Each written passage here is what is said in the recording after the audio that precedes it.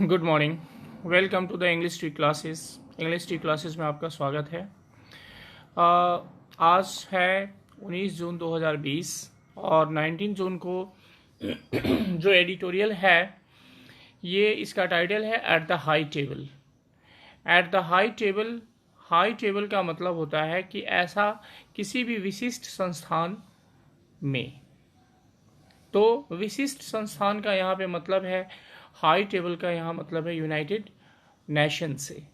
तो United nation में अभी आपको पता है कि कल ही यूनाइटेड नेशन के नॉन परमानेंट मेंबर्स का सिलेक्शन ये इलेक्शन होना था, जिसमें कि इंडिया बहुत ही कंफर्टेबली इंडिया ने विन किया है और इंडिया का सिलेक्शन हुआ है as a non permanent member.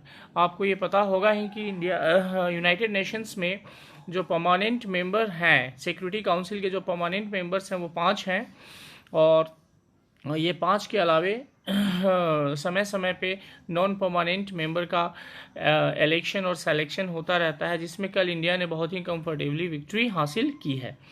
तो उसी पे ये आर्टिकल है और इंडिया के रोल्स क्या होने चाहिए, इंडिया को किस तरीके से उसमें आगे बढ़ना चाहिए, इन सब चीज़ों पे पेपर ने फोकस किया है आज। तो चलिए हम इसको देखते हैं कि कैसे पेपर के क्या व्यूज़ हैं। तो India's election to the UN Security Council as a non-permanent member is a significant diplomatic victory for the country.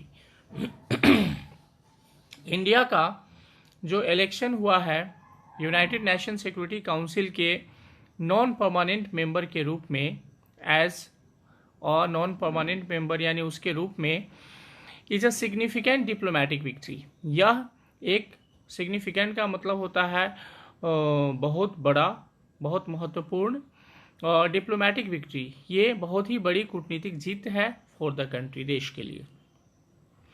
Which has long been pushing for reforms at global institutions, और जो कि विच किसके लिए यहाँ पे आया है, अगर ये सवाल उठता है तो विच का जो एंटीसीडेंट है वो होगा India. Which has long been pushing, क्योंकि आप यहाँ देखिए इसके बाद जो वर्ब है वो भी सिंगुलर है, इसका मतलब किसी न किसी सिंगुलर नाउन के लिए विच आया है, तो इंडिया के लिए आया है। तो India has long been pushing for reforms at global institutions, जो भी वैश्विक संस्थानें हैं, वैश्विक संस्थान कौन कौन से हैं, जैसे यूनाइटेड नेशंस हुआ, उसके बाद में आपका WTO है, वर्ल्ड ट्रेड ऑर्गेनाइजेशन, उसके बाद में और ICJ है, इंटरनेशनल कोर्ट ऑफ जस्टिस, जिसका हेडक्वार्टर द हेग में है। तो ये सब ग्लोबल इंस्टीट्यूशंस हैं। तो इन सब ग्लोबल इंस्टीट्यूशन में इंडिया ने रिफॉर्म यानी उसमें सुधार लाने की वकालत की है और कहा है कि ये सब जो इंस्टीट्यूशंस हैं ये काफ़ी पुराना इनका स्ट्रक्चर हो चुका है, इसलिए इनके नियमों में और इनके काम करने के तरीकों में सुधार आने की गुंजाइश है और सुधार आना चाहिए। The victory was not unexpected, ये जो जीत थी वो अनएक्सपेक्टेड नहीं थी, यानी कि बहुत ही अविश्वसनीय जीत नहीं है, यानी कि ये जीत लगभग तय थी और इसमें कोई आश्चर्य करने की बात नहीं है। As India was the only contestant for the Asia Pacific seat, क्योंकि इंडिया एशिया पैसिफिक सीट के लिए एकमात्र कंटेस्टेंट था, एकमात्र दावेदार था, और इसलिए इंडिया की जीत वहाँ पे पक्की थी।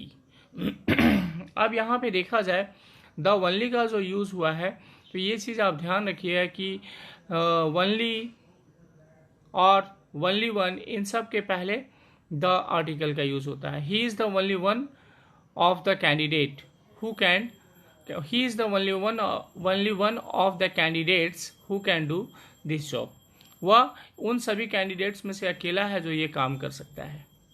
तो the only, this is the only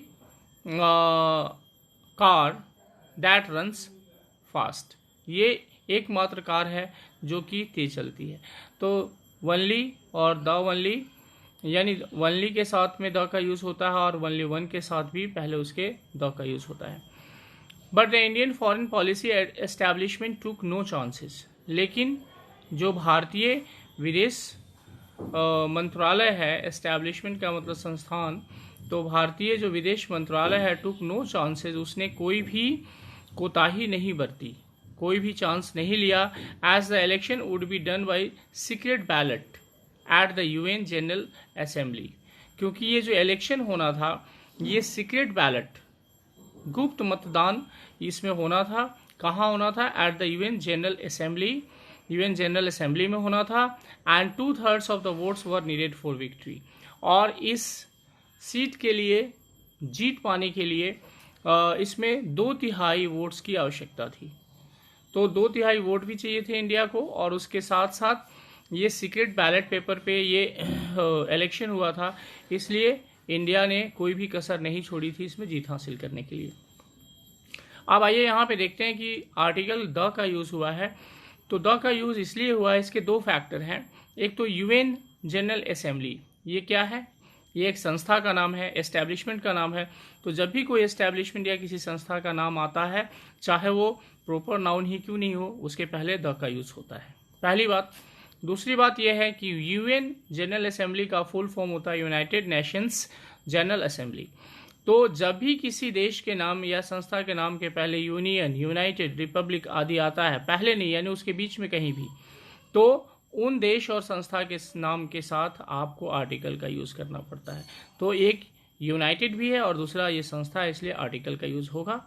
and 2/3 में यहाँ पे आप एक बहुत ही रिमार्केबल बात है और बहुत बड़ा एरर ये बनता है, जो कि ये इस पे किसी का ध्यान जाता नहीं है जल्दी, बहुत सारे लोग इसको ओमिट करते हैं। 2/3 ऑफ द वोट, तो हम जनरली क्या बोलते हैं? 2/3 है, 1/4 है और 3/4 है, लेकिन ये बोलना गलत है। 1/4 तो सही है, लेकिन आप अगर ध्यान से सुनेंगे तो 2/3 कितने तिहाई? 2/3। अगर ये वर्ड होता 1/3 तो यहाँ एस नहीं होता।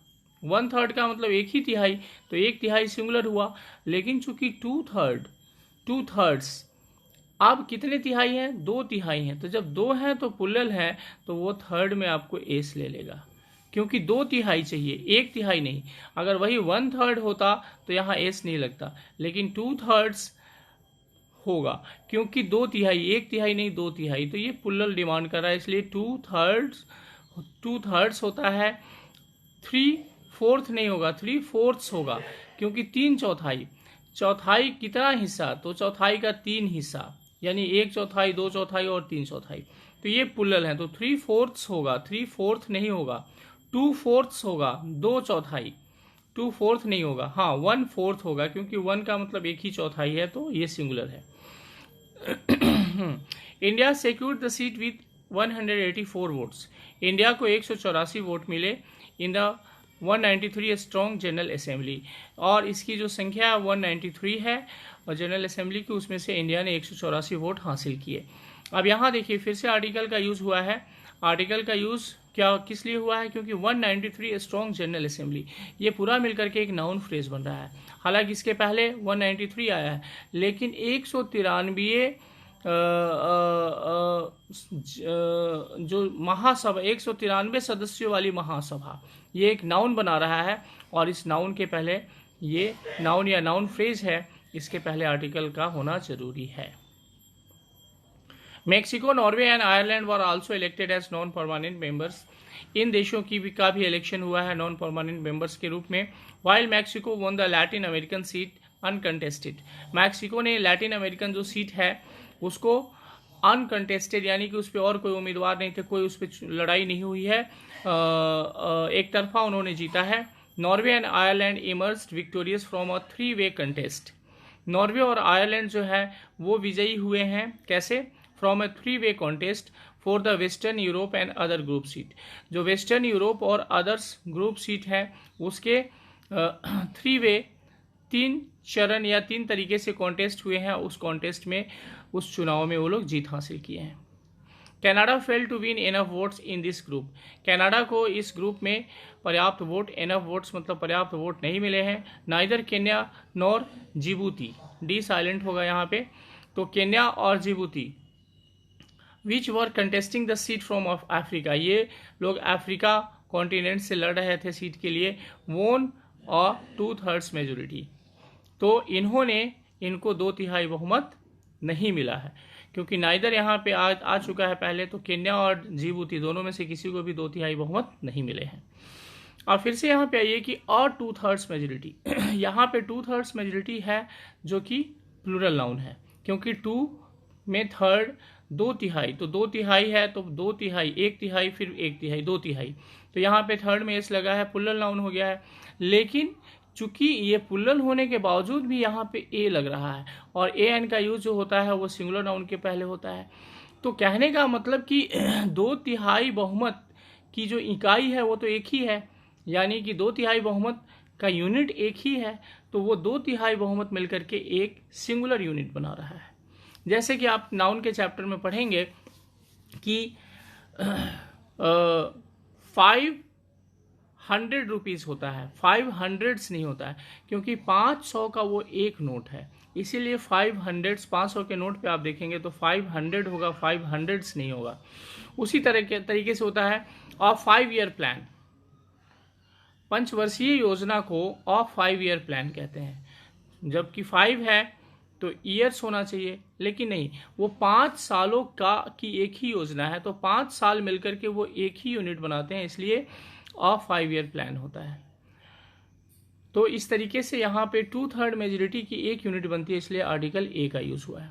दे विल फेस अनदर वोट, और वो दूसरे चुनाव में हिस्सा लेंगे। India sought the support of member countries by highlighting its commitment to multilateralism and reforms. India ने मेंबर कंट्रीज का जो सपोर्ट लिया है या मांगा उन्होंने, सीक का थर्ड फॉर्म है सॉट, यहाँ पे सेकेंड फॉर्म के रूप में यूज हुआ है। तो इंडिया ने जो मेंबर कंट्रीज के सपोर्ट की मांग की है, highlighting its commitment to multilateralism and reforms, तो इंडिया का ये कमिटमेंट रहा है, प्रतिबद्धता रही है कि वो इस इंस्टीट्यूशन में मल्टीलैटरलिज्म लाएगा और रिफॉर्म्स लाएगा, यानी कि बहुउद्देशीय व्यवस्था या बहुपक्षीय व्यवस्था लाएगा, यानी हर आदमी, हर सदस्यों का रिप्रेजेंटेशन होगा, हर कंट्री के लोगों का रिप्रेजेंटेशन होगा, या उसकी बात को सुनी जाएगी और उस पर फोकस किया जाएगा और कुछ सुधार किया जाएगा। इंडिया का जो सिलेक्शन का मेन एजेंडा था, इन्हीं दोनों बातों पे सिलेक्शन इंडिया का हुआ है कि commitment to multilateralism and reforms.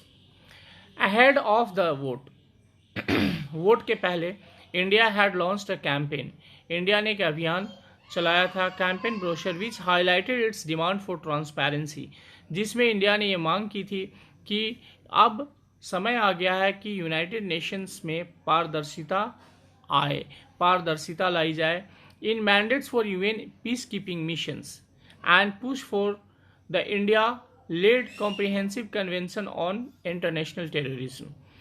तो इंडिया ने ये हाईलाइट किया था अपनी मांग को कि for transparency in mandates for the UN peace keeping missions, United Nation जो पीस कीपिंग मिशन भेजती है, यानी शांति सेना भेजती है, जहाँ जहाँ उपद्रव और जहाँ जहाँ जिस देश में प्रॉब्लम होती है वहाँ पे पीस कीपिंग मिशंस में यूनाइटेड नेशंस के अम्ब्रेला के अंतर्गत अंडर फोर्सेज आती हैं, तो उसमें ट्रांसपेरेंसी होना जरूरी है, उसमें पारदर्शिता होना जरूरी है।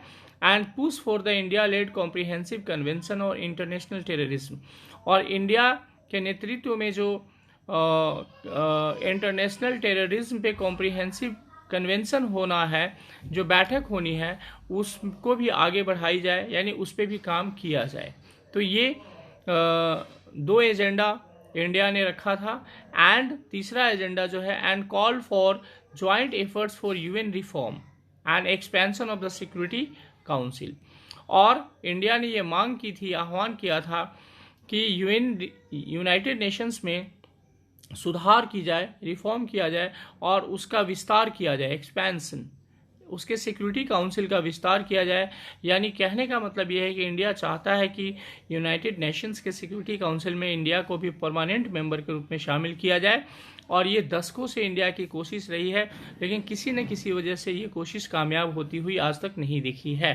तो इंडिया का ये एम है कि जैसे यूएस है, इंग्लैंड है, फ्रांस है, रसिया है और चाइना है, ये 5 उसके परमानेंट मेंबर्स हैं, तो इंडिया चाहता है कि अपने आप को भी हम शामिल करें।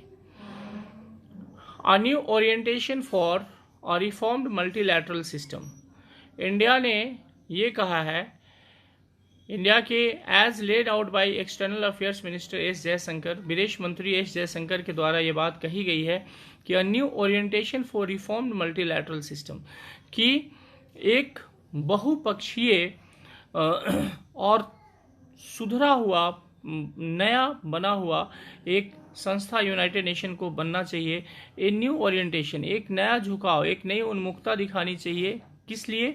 तो यूनाइटेड नेशन को मल्टीलैटरल सिस्टम के रूप में देखना चाहिए और बनाना चाहिए as laid out by external affairs minister S Jaishankar, जैसा भारत के विदेश मंत्री एस जयशंकर ने कहा। Would be India's overall objective during the 2-year tenure. India का जो 2 वर्ष का यहाँ पे कार्यकाल होगा as a non permanent member, तो इंडिया चाहेगा, इंडिया का जो मुख्य उद्देश्य होगा इस संस्था में वो ये होगा कि एक नई सोच, एक नया झुकाव इंडिया डेवलप करेगा। काहे के लिए? तो यूनाइटेड नेशन को एक रिफॉर्म मल्टीलैटरल सिस्टम के रूप में बनाना है, यानी कि उसको उसमें सुधार करना है उसके स्ट्रक्चर में, और बहुत सारे देश उसमें शामिल हो, ऐसी स्ट्रक्चर उसकी बनानी है। That will begin next year, जो कि अगले साल से शुरू होगा। अब यहाँ देखिए द 2-year टेन्योर, फिर से यहाँ 2 पुल्लल है और फिर द लगा हुआ है, तो 2-year टेन्योर। अब देखिए ग्रामर ये भी कहता है कि 1 2 3 4 5 के बाद अगर हाइफन आए और हाइफन के बाद में अगर टाइम, जैसे ये ईयर टाइम को डिनोट करता है, टाइम, मनी, डिस्टेंस वाले वर्ड आते हैं तो वो सिंगुलर आते हैं, उनके बाद में एसीएस नहीं लगता है। कहने का मतलब कि यहाँ देखिए 2 years होना चाहिए, लेकिन 2 years नहीं होगा, क्योंकि 2 के बाद में टाइम डिनोट करने वाला वर्ड आया है और बीच में हाइफन से ये जुड़ा हुआ है, तो ये सिंगुलर बन जाता है। तो 2 year भी है और इसके पहले द का भी यूज हुआ है क्योंकि ये नाउन फ्रेज बन गया है। चलिए आगे बढ़ते हैं हम लोग। Achieving this would depend on how India will conduct diplomacy in the global body. Achieving this, इसको प्राप्त करने के लिए, जो ऊपर बातें कही गई है उसको प्राप्त करने के लिए, ये इस बात पे प्राप्त करना इस बात पे निर्भर करता है, डिपेंड करता है कि on how India will conduct diplomacy in the global body. जो वैश्विक संस्था है यूनाइटेड नेशन, इसमें इंडिया अपनी पॉलिसी को कैसे आगे बढ़ाएगा, कैसे उसका संचालन करेगा, build alliances and raise issues, और अपने सहयोगियों की संख्या बढ़ाएगा, गठबंधन करेगा और ऐसे मुद्दे उठाएगा that go beyond the interest of the big 5। और वो मुद्दे जो कि ये जो बिग 5 हैं, यूनाइटेड नेशन सिक्योरिटी काउंसिल के जो 5 अस्थायी सदस्य हैं उनको बिग 5 कहा जाता है। तो ये बिग 5 से अलग हट करके इंडिया को ऐसे मुद्दे उठाने होंगे जो कि बाकी देश जो इस बिग 5 के मेंबर नहीं हैं उन देशों के हित में हो, और उनकी आवाज़ बन करके इंडिया को इसमें शामिल होना पड़ेगा और बोलना पड़ेगा। India has long been of the view that, India का हमेशा से ये विचार रहा है, लंबे समय से, has long been of the view, India का लंबे समय से विचार रहा है that the structure of the United Nation security council does not reflect the realities of the 21st century.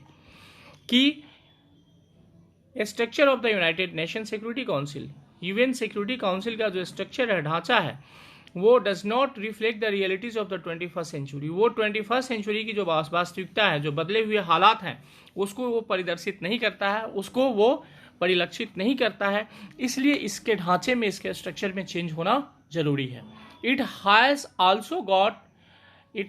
Also got increasing support from member countries for its push for reforms. और India ने, it आया है India के लिए, it has also got increasing support from member countries, इसके जो सदस्य राष्ट्र हैं उनसे भी इंडिया को बहुत सारा सपोर्ट मिला है, हमेशा मिलता रहा है। किस बात के लिए?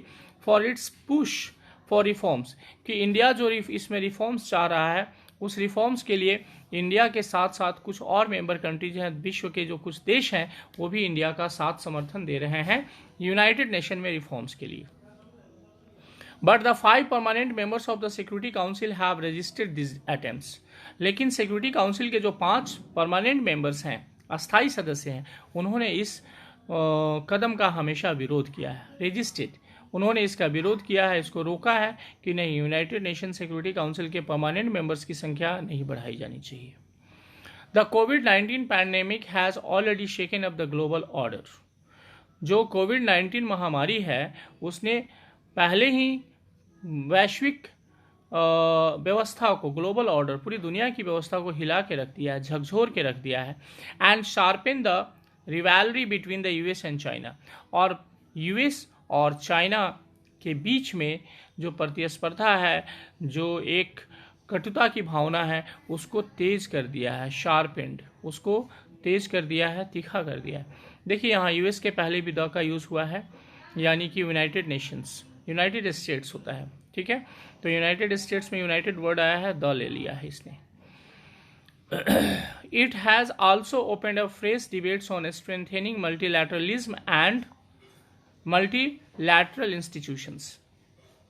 It has also opened up fresh debates, इसने नए विवाद या नए बातचीत की, नए चर्चा, विवाद नहीं, नए चर्चा की शुरुआत की है ऑन स्ट्रेंथेनिंग मल्टीलैटरलिज्म, जिसमें कि बहुपक्षीय संस्था को मजबूत करने के लिए मल्टीलैटरलिज्म में स्ट्रेंथेनिंग, स्ट्रेंथेन का मतलब मजबूत करना, तो जो बहुपक्षीय संस्था है उसको मजबूत की जाए, एंड मल्टीलैटरल इंस्टीट्यूशंस, और जो बहु उद्देशीय संस्था है जैसे यूनाइटेड नेशंस हुआ और WTO हुआ, इन सबको मजबूत किया जाए। ये चर्चा अब जोर पकड़ रही है। इन दिस कॉन्टेक्स्ट, इस संदर्भ में, the challenges before India are many, India के पास जो चैलेंजेस हैं वो बहुत सारे हैं। अब मेनी वर्ड को यहाँ पे हाईलाइट किया गया है। मेनी यहाँ पे क्या है? मेनी एडजेक्टिव के रूप में भी आता है, अर्थात डिटरमिनर के रूप में भी आता है, और मेनी प्रोनाउन के रूप में भी आता है। अगर सेंटेंस हम लिखते हैं कि many boys are waiting outside, तो यहाँ पे मेनी जो है वो एडजेक्टिव हो गया, क्योंकि उसने बॉयज़ को क्वालिफाई कर दिया है, और बॉयज़ क्या है? नाउन है। तो मेनी, यहाँ पे many boys are standing outside में मेनी एडजेक्टिव हो गया, जो कि बॉयज़ को क्वालिफाई कर रहा है। लेकिन अब the challenges before India are many, Bharat के सामने चैलेंज बहुत सारे हैं।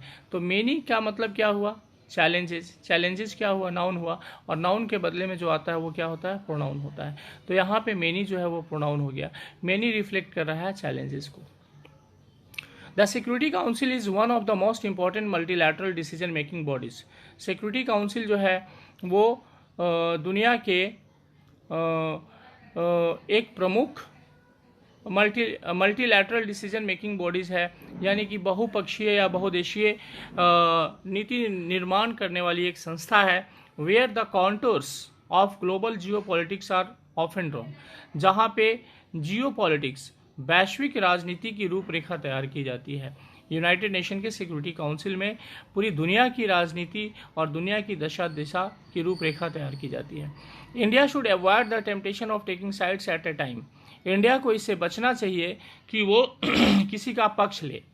Taking sides at a time, खास करके ऐसे समय में when the security council is getting more and more polarised, खास करके सिक्योरिटी काउंसिल जो है वो अभी और भी पोलराइज हो रहा है, यानी उसका ध्रुवीकरण हो रहा है। यानी सिक्योरिटी काउंसिल का झुकाव किसी खास देश या किसी खास संस्था के प्रति ज़्यादा हो रहा है, या पक्षपात की बात उस पर आ रही है। तो इंडिया को अब साइड लेने की ज़रूरत नहीं है, किसी का पक्ष नहीं लेना है, बल्कि निष्पक्ष होकर के इंडिया को वहाँ पे काम करना है। अब यहाँ पे देखिए आप, पोलराइज्ड का मतलब होता है ध्रुवीकरण, नहीं ध्रुवीकृत। पोलराइजेशन का मतलब होगा ध्रुवीकरण। लेकिन सेंटेंस के मीनिंग को और सुटेबिलिटी को ध्यान में रखते हुए कभी कभी आपको वर्ड के या तो टेंस, हिंदी मीनिंग में वर्ड का टेंस या पार्ट्स ऑफ स्पीच हल्का फुल्का चेंज आपको इसमें मिल सकता है। पोलराइज्ड का एग्जैक्ट मीनिंग होगा ध्रुवीकृत, लेकिन ध्रुवीकरण के रूप में, ताकि आपको समझ में आ जाए। ध्रुवीकृत अगर लिखा होता तो शायद आपको समझने में दिक्कत होती। दूसरी बात कि कुछ कुछ जो वर्ड्स हैं उनके हमने टेंस को मीनिंग में चेंज नहीं किया है। टेंस को चेंज नहीं करने का ये मतलब है, जैसे कॉल्ड फॉर, तो आह्वान करना, जबकि इसका मीनिंग अगर कॉल फॉर होता तो आह्वान करना होता। तो यहाँ हमें लिखना चाहिए था आह्वान किया या मांग किया। तो मांग किया वो थोड़ा सा सुटेबल मुझे नहीं लगता, इसलिए मैंने बेसिक फॉर्म में ही मीनिंग लिखा है।